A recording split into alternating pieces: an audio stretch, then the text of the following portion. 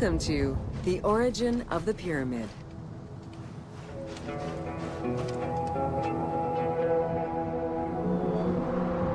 The origin of the word pyramid is controversial.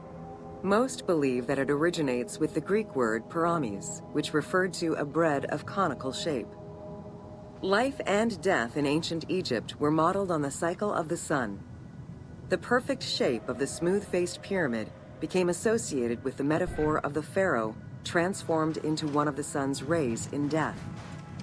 Pyramids represented the Benben, the primordial mound of the Heliopolitan creation myth. These stories permeated every aspect of Egyptian life to a greater or lesser extent.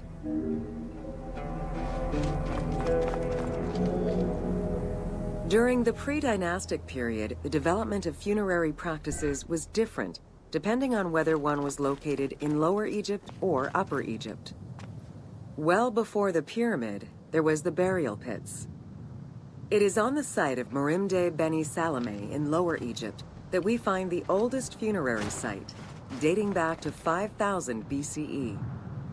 Study of the tombs revealed that the bodies of the deceased were deposited in a shallow grave in a fetal position. Though a few objects were recovered from these graves, they offered no insight as to the social class of those interred within.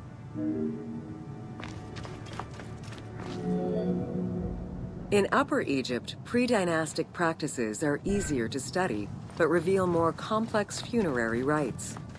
They are divided into two cultural phases, Badarian and Nagada. The Badarian phase ranged from 4400 BCE to 3800 BCE. Small necropolises were discovered on the outskirts of villages, revealing the emergence of a funerary cult. The bodies of the deceased were lowered into an oval grave and covered with goat or gazelle skins. Items needed in everyday life were added alongside the body.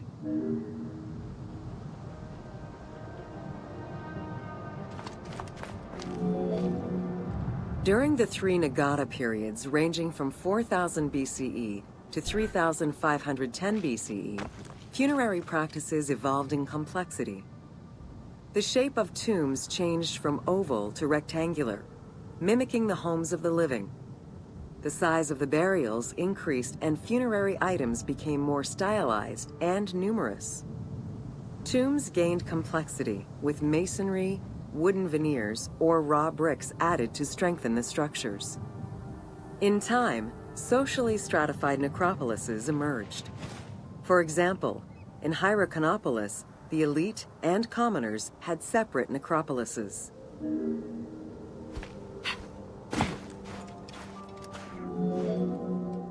The term mastaba, meaning massive bench in dialectal Arabic, refers to a form of funerary architecture that was present in Egypt from the Archaic period to the Middle Kingdom. An evolution of the burial pit, mastabas were generally composed of two parts. A structure was built above the ground in the form of a massive rectangle with stepped walls, and a subterranean burial chamber was located underneath. Smaller mastabas often surrounded the much larger tomb of the king. These generally held the remains of the king's relatives and courtiers.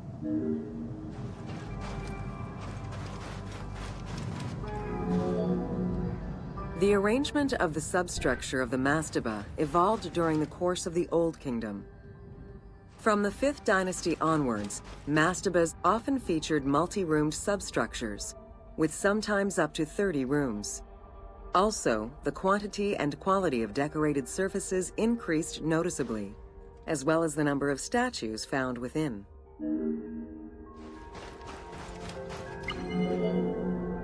The 6th dynasty would see art used to its utmost.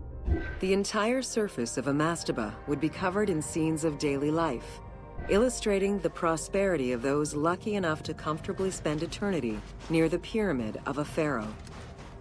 The best example of this type of mastaba is the tomb of Mereruka in Saqqara.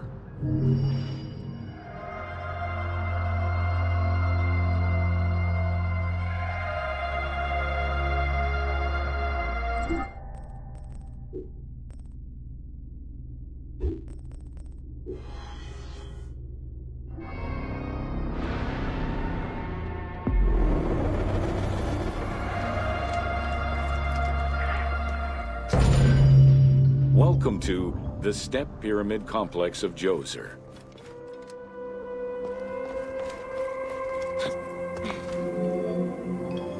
The Step Pyramid is at the center of an enclosed complex, comprised of temples, models of palaces, and artificial constructions, all built for the afterlife of Pharaoh Djoser.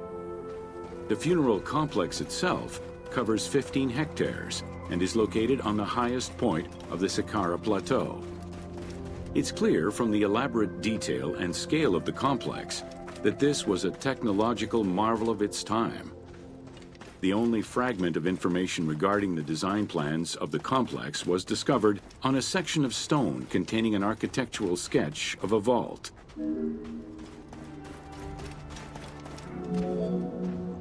The Step Pyramid is the first monument built of stone. Standing at 60 meters high, it was the tallest of its time. Built 4,700 years ago, it was originally intended as a mastaba, which was a flat-roofed rectangular tomb. Its famous architect, Imhotep, may have felt this was too humble for the great Pharaoh Djoser and began to add the steps.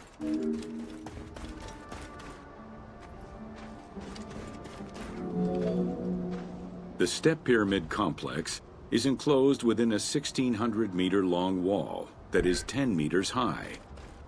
This large wall was made out of white limestone and oriented along the north-south axis.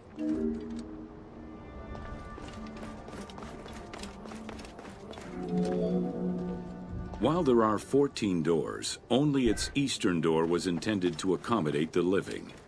The remaining false doors were built as portals for the king's Ka to pass through.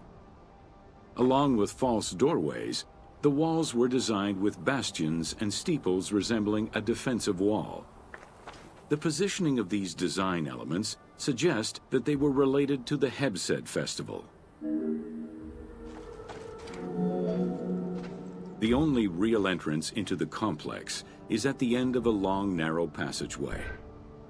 This enclosure has a stone canopy carved to resemble wooden logs. At the end of the passage is a large opening.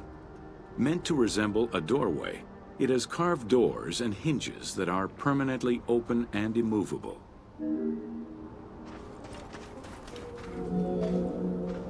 The corridor is lined with 20 pairs of columns up to 6 meters high, built by stacking stone drums. The completed facade was made to resemble reed stock bundles. Traces of red paint were found on the columns, along with black paint on the support walls. This would have had the effect of blending the walls into the shadows to give the red columns the illusion of standing on their own.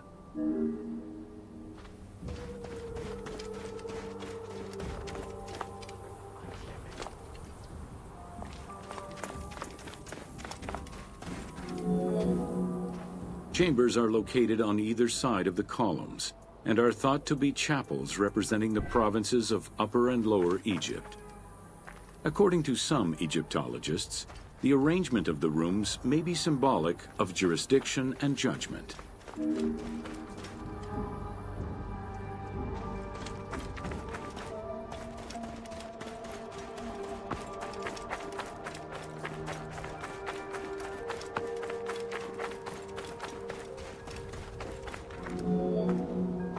Guarded by a line of carved snakes, this tomb is located at the southern end of the courtyard.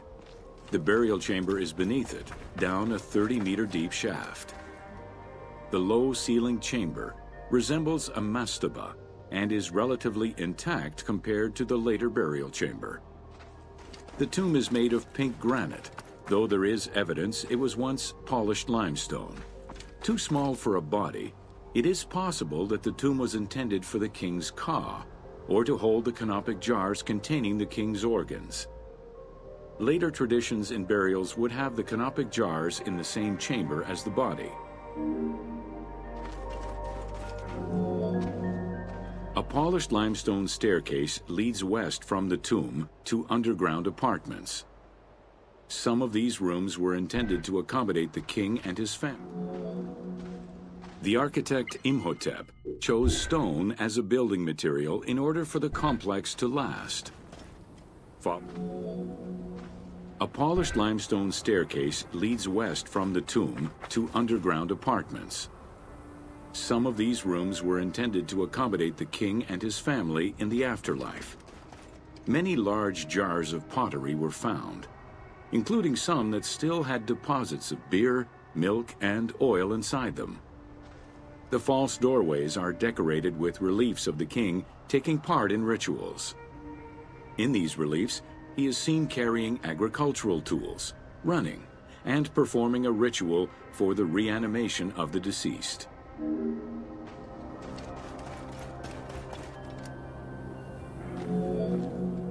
The architect Imhotep chose stone as a building material in order for the complex to last. Following the completion of the initial mastaba, Imhotep devised a burial of more ambitious dimensions. He set about stacking mastabas on top of each other. Evidence shows that the pyramid was enlarged twice by additional cuts into the steps, eventually reaching 62 meters in height and 121 meters by 109 meters at its base.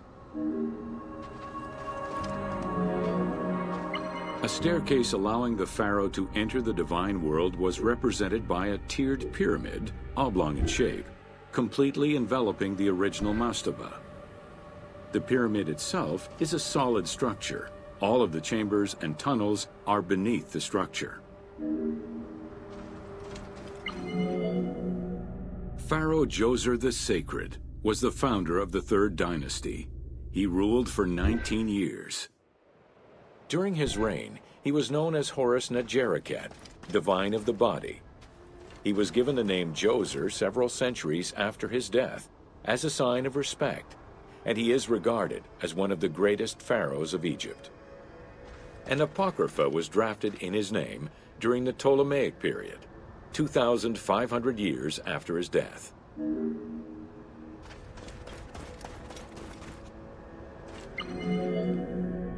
Djoser was associated with the sky god Horus in his human form.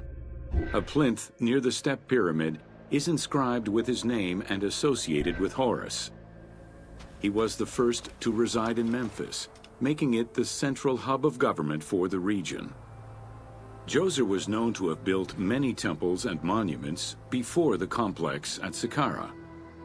The funerary complex was the first of its kind and would mark Djoser's greatest architectural achievement.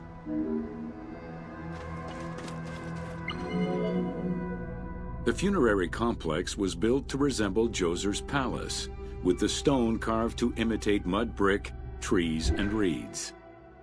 Creating these details and softer textures in hard stone would have been a time-consuming, labor-intensive task. Much of the complex is designed to accommodate the Hebsed festival, allowing the king the ability to affirm his rule even in the afterlife.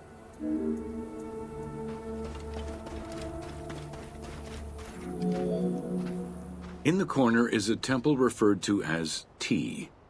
This temple is among the most mysterious structures in the complex.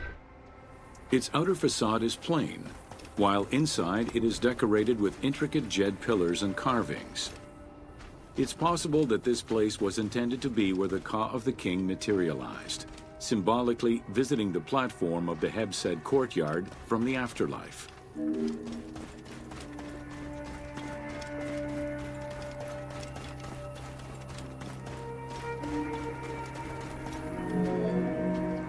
The Hebsed festival enabled the pharaoh to maintain universal order and renew godly powers.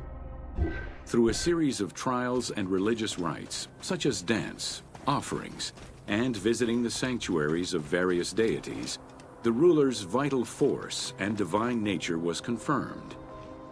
The celebration was meant to represent the ruler's jubilee and would take place every 30 years, though the deadline was not always followed. The earliest known ritual dates from the First Dynasty.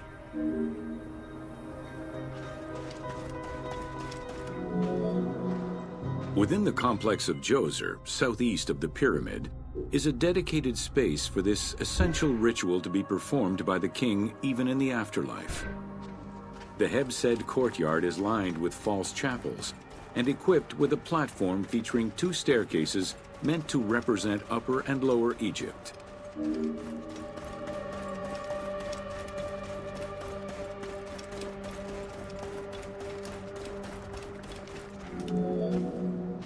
Located in the courtyard, the 2 pavilions are believed to represent the palaces of Upper and Lower Egypt. Rectangular in shape, the 2 replica structures face one another. Their facade is similar to the chapels of the Hebsed ceremony, with column crowns carved to look like falling leaves. Because Queen Hetep-Hernepti and Princess Inetkas's names were discovered on a stela near the pavilions, it is thought that these funerary chapels were intended for them. The funerary temple is on the north side of the complex, facing the stars where the deceased ruler was believed to travel after death. Within this temple was the pharaoh's serdab, or cellar. It is a small, enclosed space with one wall sloped to match the first step of the pyramid.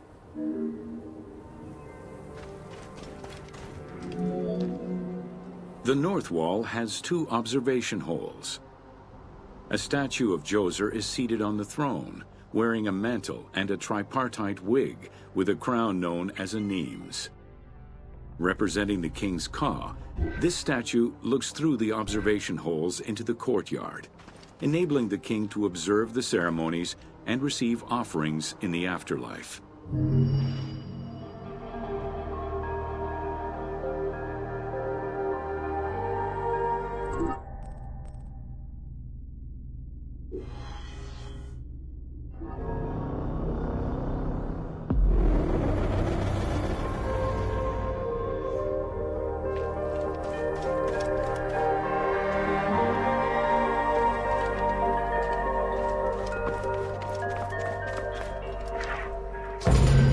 Welcome to Inside Djoser's Step Pyramid.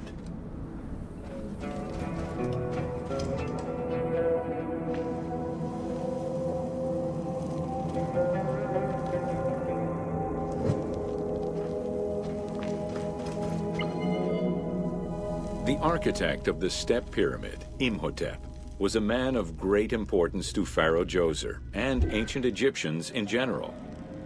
The base of a statue of Djoser, discovered in 1926, celebrates Imhotep as a carpenter, sculptor, stonemaker, and chief of the seers. Little is known of Imhotep's day-to-day life. While he is credited for writing medical texts, it is for his role of architect that he is most famously known.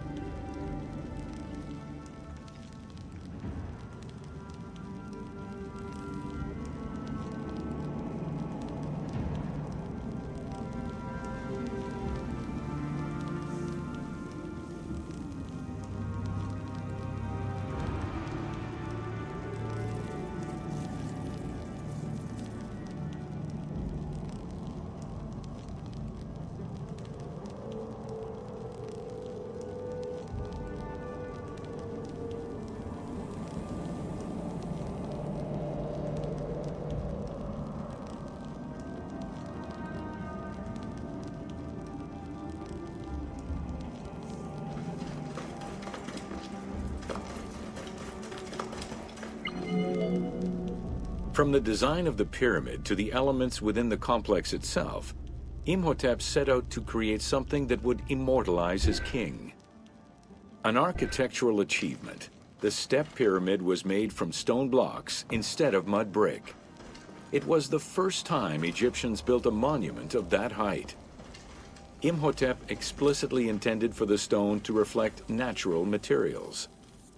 The funerary complex of Djoser remained famous throughout the centuries and millennia, and its great architect, Imhotep, was deified by ancient Egyptians during the late period.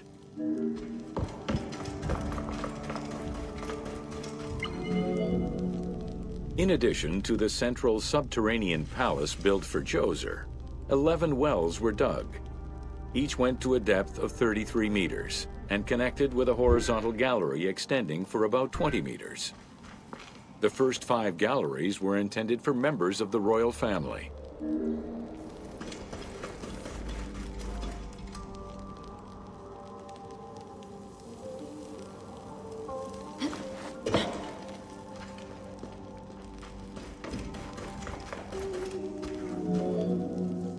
Two passages lead underground and branch off in 3 directions to various magazine galleries.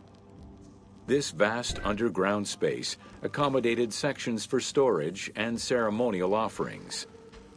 One of the tunnels, starting on the east side of the pyramid, contained 40,000 stone vessels, many of them belonging to the king's ancestors.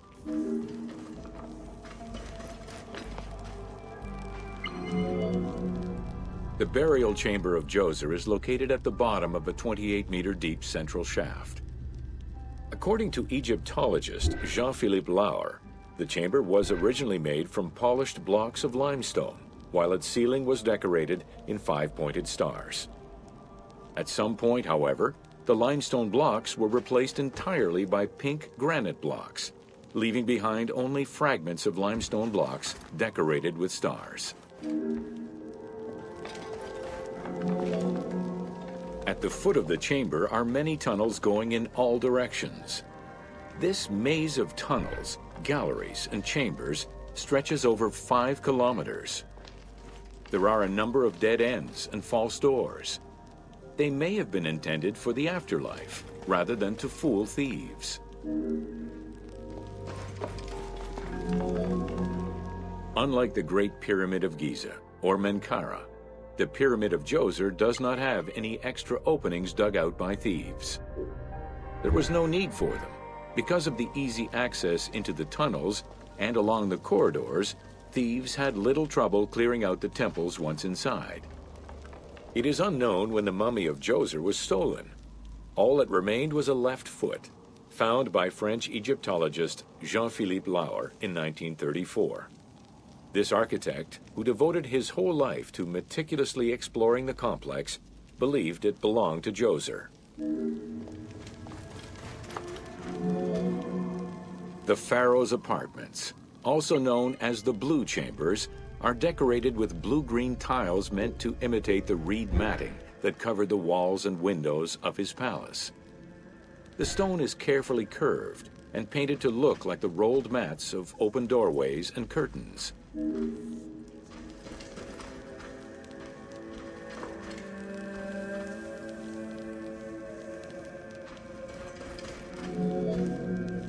There are 2 long rooms running side by side along a north-south axis.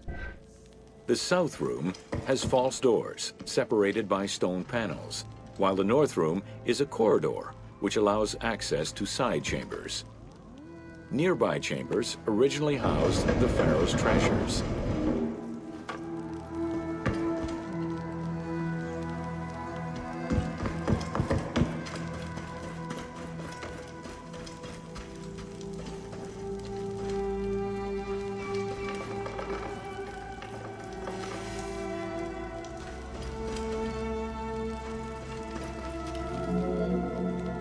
The door frames are made of fine limestone and carved with the king's name. As in the South Tomb, reliefs are carved into the doorways. These reliefs show the king performing rituals and visiting divine sanctuaries for all eternity. Their interiors are fictive additions made by the team to add to the wonders of the tomb. It is clear from the elaborate detail and scale of the complex that this funerary monument was a technological marvel of its time.